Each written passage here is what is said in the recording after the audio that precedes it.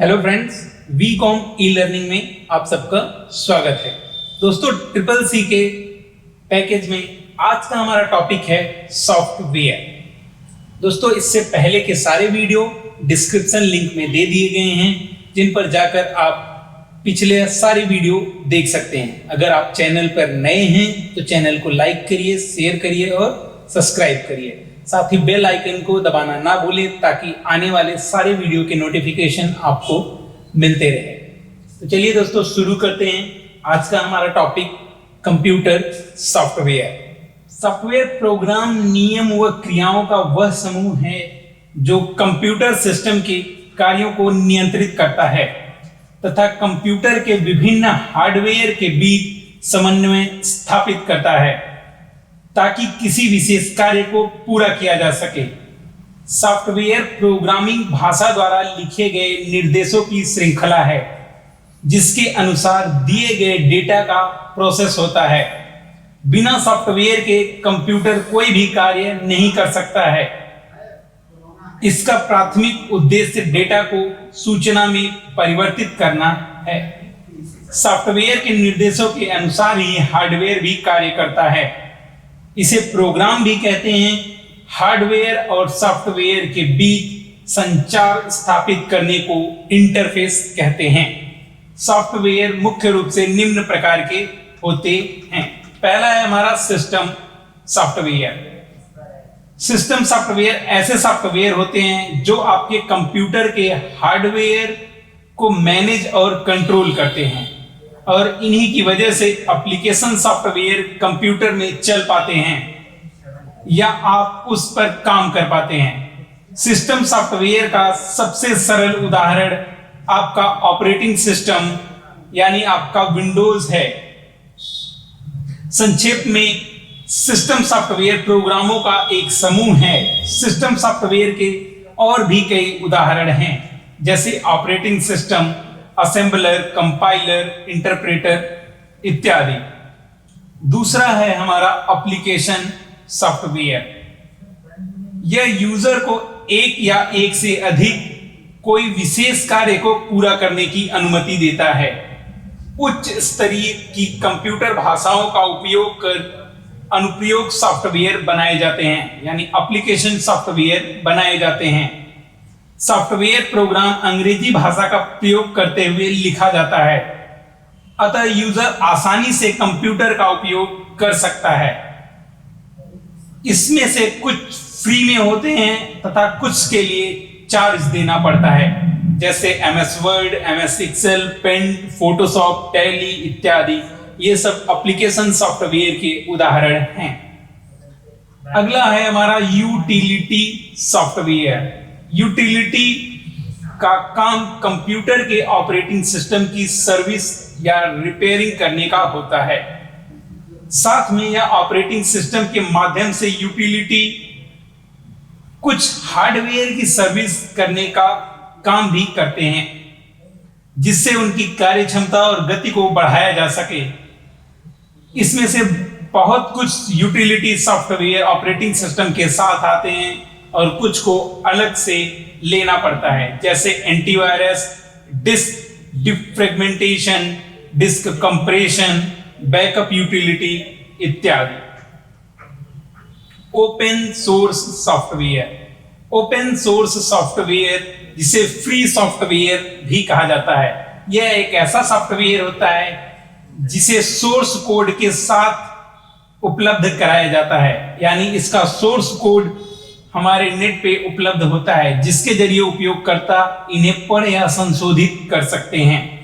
और इसका source code internet पर फ्री में उपलब्ध रहता है। यह पूरी तरह से फ्री होते हैं और इसके लिए कोई भी चार्ज नहीं देना पड़ता। ओपन सोर्स सॉफ्टवेयर कुछ निम्न प्रकार के होते हैं, जैसे GNU Linux, Mozilla Firefox, VLC media player, Libre office इत्यादि सब हमारे ओपन सोर्स सॉफ्टवेयर में आते हैं। अगला है हमारा प्रॉपर्टी सॉफ्टवेयर। प्रॉपर्टी सॉफ्टवेयर होता है जिसे क्लोज सोर्स सॉफ्टवेयर के नाम से भी जाना जाता है, यानी यह एक प्रकार का कॉपीराइटेड सॉफ्टवेयर है। इसका प्रयोग सीमित रूप में ही किया जा सकता है। कॉपीराइट सॉफ्टवेयर का सोर्स कोड बहुत सुरक्षित रखा जाता है। इस प्रकार के सॉफ्टवेयर को इसके मालिक और निर्माता की प्रॉपर्टी माना जाता है। इसे कोई भी यूजर संस्था द्वारा एक्सेस करने से पहले इसकी पूर्व परिभाषित कंडीशन को फॉलो करना आवश्यक होता है और यूजर प्रॉपर्टी सॉफ्टवेयर के सोर्स कोड को एक्सेस नहीं कर सकते। इस सॉफ्टवेयर को लेने के लिए चार्ज देना पड़ता है। प्रॉपर्टी सॉफ्टवेयर निम्न प्रकार के होते हैं, जैसे Microsoft Windows, Microsoft office, adobe flash player, adobe Photoshop इत्यादि। कंप्यूटर लैंग्वेज, कंप्यूटर लैंग्वेज को प्रोग्रामिंग लैंग्वेज भी कहा जाता है। कंप्यूटर प्रोग्रामिंग के लिए दो तरह की भाषाएं होती हैं। पहला है लो लेवल लैंग्वेज, यानी निम्न स्तरीय भाषाएं। ये दो प्रकार की होती हैं। मशीनी भाषा, वह भाषा जिसमें 0 और 1 दो अंकों का प्रयोग होता है, यह कंप्यूटर की आधारभूत भाषा होती है। मशीनी भाषा, इसी भाषा को कंप्यूटर समझता है। मशीनी भाषा बाइनरी कोड में लिखी जाती है, जिसके लिए केवल 2 अंक 0 और 1, चूंकि कंप्यूटर मात्र इन्हीं दोनों को समझता है और कंप्यूटर का सर्किट यानी परिपथ इन बाइनरी कोड को पहचान लेता है और इसे विद्युत संकेत में परिवर्तित कर लेता है। इसमें 0 का मतलब लो या ऑफ और 1 का मतलब हाई या ऑन है। दूसरा लो लेवल लैंग्वेज है जिसे असेंबली भाषा कहते हैं। असेंबली भाषा एक ऐसी कंप्यूटर प्रोग्रामिंग भाषा है जिसमें अंकीय संकेतों के स्थान पर अक्षर अथवा चिन्हों का प्रयोग किया जाता है। इस कारण असेंबली भाषा कहते हैं। असेंबली भाषा एक लो लेवल लैंग्वेज है। असेंबली लैंग्वेज प्रोग्रामिंग लैंग्वेज की सेकंड जनरेशन है। दूसरा है हमारा हाई लेवल लैंग्वेज, यानी उच्च स्तरीय भाषा। कंप्यूटर में प्रयोग की जाने वाली वह भाषा है जिसमें अंग्रेजी अक्षरों, संख्याओं एवं चिन्हों का प्रयोग करके प्रोग्राम लिखा जाता है। हाई लेवल लैंग्वेज किसी भी प्रकार के प्रोसेसर पर कार्य कर सकती है। इसे आसानी से समझा जा सकता है। यह सामान्य अंग्रेजी जैसी है। इसे कंपाइलर द्वारा ट्रांसलेट करके मशीनी भाषा में बदला जाता है। इसके उदाहरण सी, C++, जावा, HTML, पास्कल, कोबोल आदि हैं। असेंबलर, यह एक ऐसा प्रोग्राम है जो असेंबली भाषा में लिखे गए प्रोग्राम को मशीनी भाषा में बदलता है। असेंबलर असेंबली भाषा में लिखे गए प्रोग्राम, जिसे सोर्स कोड कहा जाता है, को मशीनी कोड में बदलता है। यहां ध्यान रहे कि असेंबली भाषा में लिखे गए कोड को निमोनिक्स भी कहा जाता है तथा असेंबलर सिस्टम सॉफ्टवेयर की श्रेणी में आता है। अगला है हमारा कंपाइलर। कंपाइलर एक कंप्यूटर प्रोग्राम है जो हाई लेवल लैंग्वेज को लो लेवल लैंग्वेज में व लो लेवल लैंग्वेज को हाई लेवल लैंग्वेज में ट्रांसलेट करता है। कंपाइलर पूरे प्रोग्राम को एक साथ चेक करके रिजल्ट देता है। अगर प्रोग्राम में कोई त्रुटि है तो कंप्यूटर उसे सही करता है, फिर उसका रिजल्ट हमें प्रदर्शित करता है।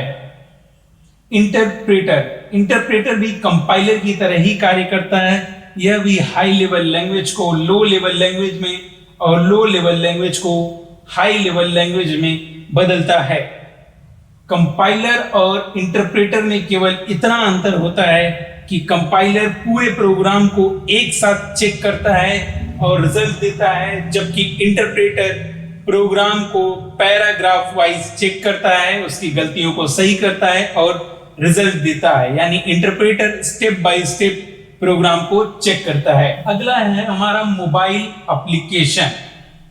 मोबाइल एप्लीकेशन एक कंप्यूटर प्रोग्राम या सॉफ्टवेयर एप्लीकेशन है जिसे मोबाइल डिवाइस जैसे फोन, टैबलेट पर प्रयोग करने के लिए डिजाइन किया गया है। Mobile application Google play store, Windows phone और एप्पल प्ले स्टोर पर मिलता है। कुछ ऐप फ्री होते हैं व कुछ के लिए चार्ज देना पड़ता है। कुछ मोबाइल एप्लीकेशन निम्न हैं, Bhim app, Bharat interface for money.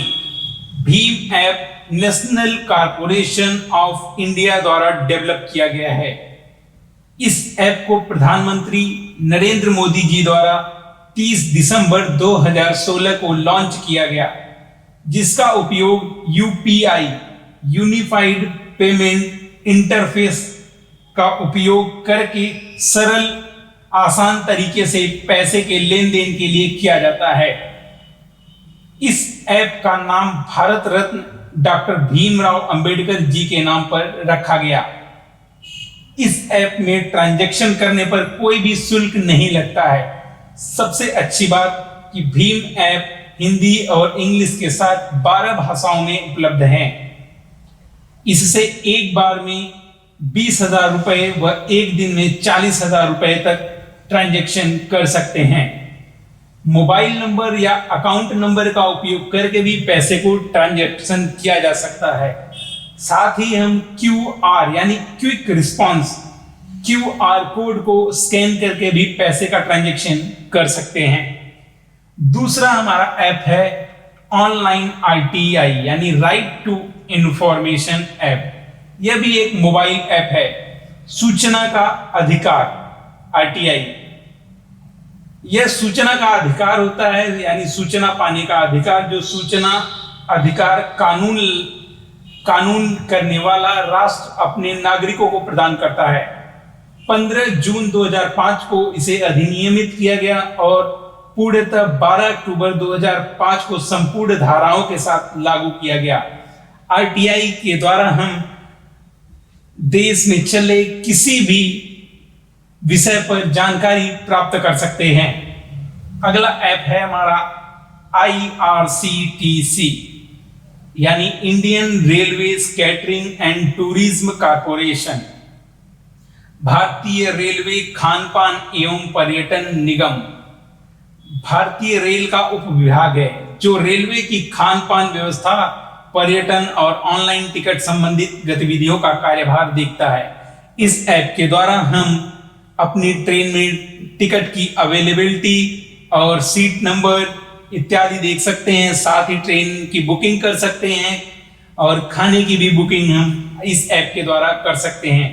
IRCTC ने 9 अक्टूबर 2014 को इस ऐप को एंड्रॉइड के लिए जारी किया। इसे प्ले स्टोर के द्वारा डाउनलोड किया जा सकता है। आखिरी ऐप है हमारा डिजी लॉकर ऐप। इस ऐप को 1 जुलाई 2015 को लॉन्च किया गया। शुरुआत में इसका स्टोरेज 100 MB था, जिसे बाद में 1 GB तक बढ़ाकर कर दिया गया। भारत सरकार के संचार और IT मंत्रालय के द्वारा प्रबंधित इस वेबसाइट का प्रयोग pan card, marksheet, voter ID, birth certificate, ration card और भी अन्य डॉक्यूमेंट को रखने के लिए करते हैं। यह सुविधा पाने के लिए बस उपयोगकर्ता के पास भारत सरकार द्वारा प्रदत्त आधार कार्ड होना चाहिए। अपना आधार अंक डालकर उपयोगकर्ता अपना डिजी लॉकर ओपन कर सकते हैं और अपने जरूरी दस्तावेज सुरक्षित कर सकते हैं। यह वेबसाइट हिंदी और अंग्रेजी दोनों भाषाओं में उपलब्ध है।